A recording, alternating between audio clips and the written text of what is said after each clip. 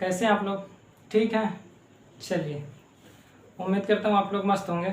ठीक, चलिए हम लोग आधुनिक भारत का इतिहास पढ़ रहे हैं। आधुनिक भारत के इतिहास में हम लोग कई सारे वीडियो देख चुके हैं, जिसमें हम लोग अब हम लोग देख रहे हैं बंगाल, मुख्य रूप से बंगाल के बारे में देख रहे हैं, क्योंकि मुख्य रूप से वहीं पास अंग्रेज सबसे पहले स्थापित हुए।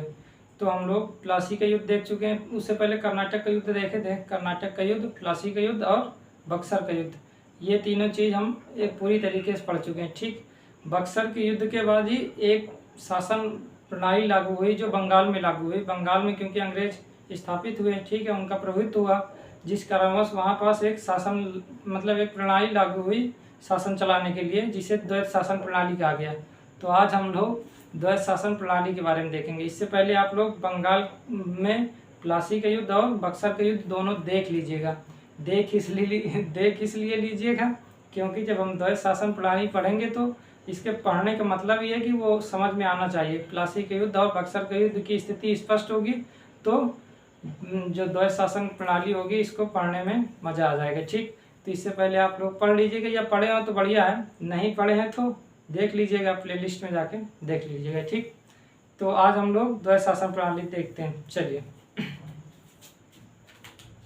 तो आप लोग इससे पहले उसको पढ़ लीजिएगा, बक्सर के युद्ध और प्लासी के युद्ध। ठीक, तब इसके बाद द्वैत शासन प्रणाली शुरू करिए, क्योंकि द्वैत शासन प्रणाली 19 से अटैच इसलिए है क्योंकि बात यह है कि जो प्रणाली लागू हो रही है वो उनके पास जो शक्तियाँ आई हैं उसके बाद लागू हो रही हैं। और ये शक्तियाँ आई कैसे हैं?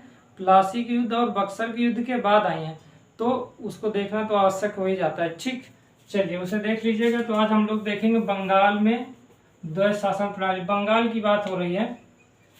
बंगाल की बात इसलिए हो रही क्योंकि अंग्रेज जो प्लासी के युद्ध और बक्सर के युद्ध हुआ तो बंगाल पर ही नियंत्रण कर पाए। अवध में भी किए हैं, ऐसा नहीं है, लेकिन जो मुख्य रूप से उनकी कंपनी थी वो बंगाल थी, और प्रमुख प्रेसिडेंसी शहर भी था। जो प्रमुख प्रेसिडेंसी शहर का मतलब 3 प्रेसिडेंसी शहर थे। हम लोग जब अंग्रेजों के आगमन, कंपनियों का आगमन देख रहे थे तो वहाँ पर बताए थे कि कोलकाता, मद्रास और बॉम्बे 3 प्रेसिडेंसी शहर है। जो कोलकाता है वो तो बंगाल में ही है ना। चलिए, द्वैत शासन प्रणाली। बंगाल में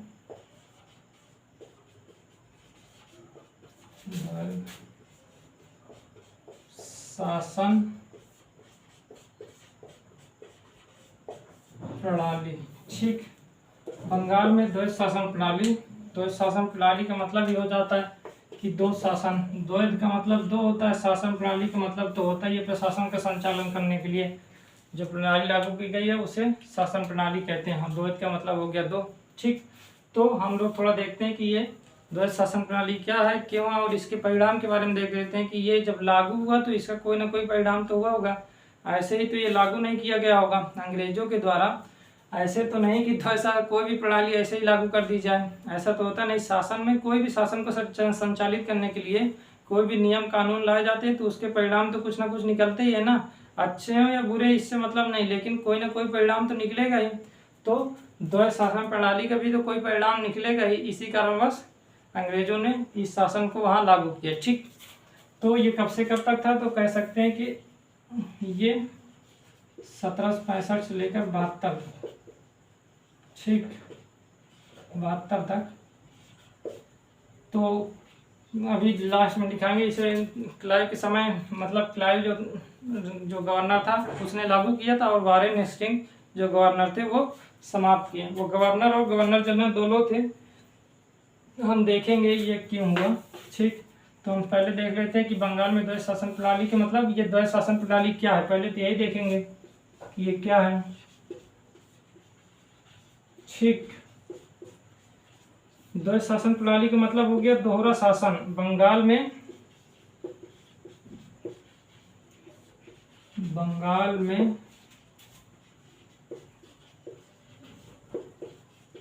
दोहरा शासन। ठीक, बंगाल में जो दोहरा शासन है उसे ही क्या कहा गया? इसे ही द्वैत शासन प्रणाली कहा गया। इसका मतलब ये दोहरा शासन का मतलब अब देख लेते हैं। दोहरा शासन का मतलब ये होता है कि अंग्रेजों द्वारा भी शासन किया जाएगा और वहाँ के नवाब द्वारा भी शासन किया जाएगा। जब अंग्रेज के द्वारा भी शासन होगा और नवाबों के द्वारा शासन होगा तो 2 लोग शासन कर रहे हैं।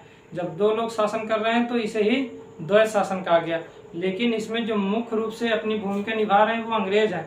नवाब तो केवल कठपुतली की तरह मुखौटे के रूप में बैठा हुआ है, उसका कोई महत्व नहीं है, लेकिन एक प्रकार से प्रतीक के रूप में तो बैठा ही है। इस प्रकार प्रतीक के रूप में हो चाहे जिस रूप में भी हो, कोई ना कोई जो दो लोग शासन कर रहे हैं तो उसे दोहरा शासन कह दिया गया।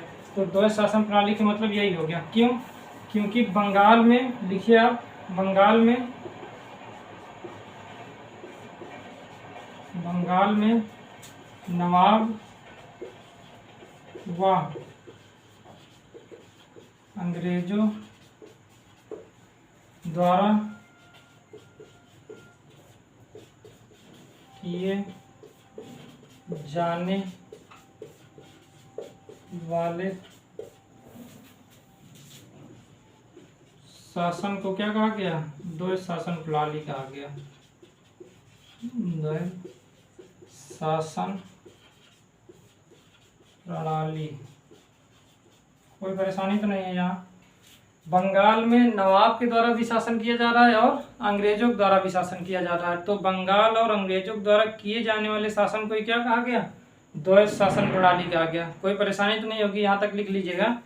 तो क्या है, क्या का मतलब बंगाल में दोहरा शासन, उसके आगे लिखिएगा बंगाल में नवाब व अंग्रेजों के द्वारा किए जाने वाले शासन को द्वैत शासन प्रणाली कहते हैं। इतना लिख लेंगे। चलिए आगे लिखिएगा, इसी के आगे आप लिखिएगा द्वैत शासन प्रणाली कहते हैं, उसके आगे लिखिएगा मतलब लाइन चेंज करके कि दीवानी मामले किसके पास थे?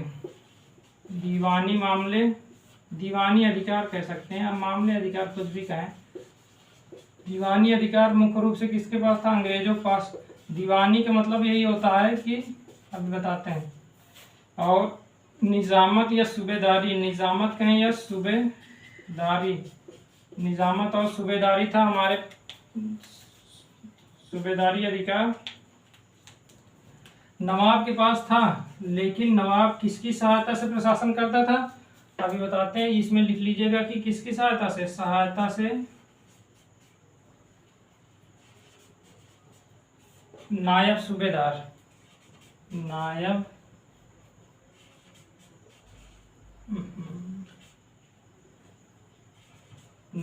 सूबेदार, ठीक, नायब सूबेदार। इसे आप ब्रैकेट में इस तरह कर लीजिएगा। क्यों? देखिए दीवानी अधिकार का मतलब ये होता है कि ये होता है पूरा पैसे से, मतलब धन से संबंधित जितना भी अधिकार होगा, कर वसूलना, जितना भी लेना होगा इनके। सूबेदारी का मतलब होता है सैनिक क्षमता जितनी भी पूरी होती है, ठीक है, जो प्रशासन के जितने भी कार्य होते हैं, सैनिक और भी न्याय व्यवस्था सब, ठीक। तो दीवानी अधिकार किनके पास था? अंग्रेजों के पास। दीवानी का मतलब पूरी तरीके से पैसे से संबंधित लेन देना, ठीक, जो भी कर और होगा, जितना भी वसूला जाएगा, तो वो सब अंग्रेज देख रहे हैं। और सूबेदारी, सूबेदारी का मतलब सैनिक हो गया, न्याय व्यवस्था कुछ भी हो उसे कहा गया सूबेदारी, ठीक। सूबेदारी नवाब के पास तो होता था, लेकिन बात ये थी कि अंग्रेज भी नवाब के पास ये अधिकार नहीं दिए थे। क्यों नहीं दिए थे? क्योंकि नायब सूबेदार अंग्रेज नियुक्त करते थे और नवाब को इसी की सलाह पर ही कार्य करना होता था, ठीक है। क्यों? क्योंकि हम लोग इससे पहले, आप एक दो वीडियो पहले देखिएगा, संधियां देखे हैं कि जैसे ही बक्सर का युद्ध हुआ उसके बाद संधियां हुई हैं। 3 संधियों के बारे में बताया गया था। एक तो बंगाल के साथ हुआ है, बंगाल के नवाब के साथ, दूसरा अवध के नवाब के साथ, और तीसरा हमारा मुगल बादशाह के साथ हुआ है। 3 संधियां हुई थी। इलाहाबाद की प्रथम द्वितीय संधि हुई थी और एक बंगाल के साथ हुई थी। तो बंगाल के साथ जो संधि हुई थी उसको देखिएगा, उसमें पहला पॉइंट ये लिखाया गया था कि जो प्रशासन का संचालन नवाब करेगा, बंगाल का नवाब जो प्रशासन का संचालन करेगा वह नायब सूबेदार की सलाह पर कार्य करेगा। ये चीज़ वहाँ पास लिखाया गया, इससे पहले आप वो वीडियो देख लीजिएगा, ठीक। तो नायब सूबेदार की सलाह पर करेगा। और नायब सूबेदार की नियुक्ति कौन करते हैं? अंग्रेज करते हैं, ठीक है। इनकी नियुक्ति कौन करते हैं? अंग्रेज। जब इनकी नायब सूबेदार की नियुक्ति अंग्रेज कर रहे हैं और नवाब को नायब सूबेदार की सहायता पर कार्य करना है, इसका मतलब नायब किस पर निर्भर है? इस पर, ठीक। और ये किस पर निर्भर? अंग्रेज पर। जब ये अंग्रेज पर निर्भर, तो इसका मतलब अप्रत्यक्ष रूप से सूबेदारी भी इनके पास ही है। प्रत्यक्ष रूप से तो दीवानी अधिकार है ही है, अप्रत्यक्ष रूप से मतलब अंग्रेज सीधा कार्य नहीं कर रहे हैं, नायब सूबेदार की सहायता से कार्य कर रहे हैं। इसका मतलब अप्रत्यक्ष रूप से सूबेदारी अधिकार इनके पास है, अप्रत्यक्ष रूप से इनके पास है दीवानी अधिकार। तो इसका मतलब दोनों प्रकार के अधिकार उन्हीं के पास हैं, लेकिन एक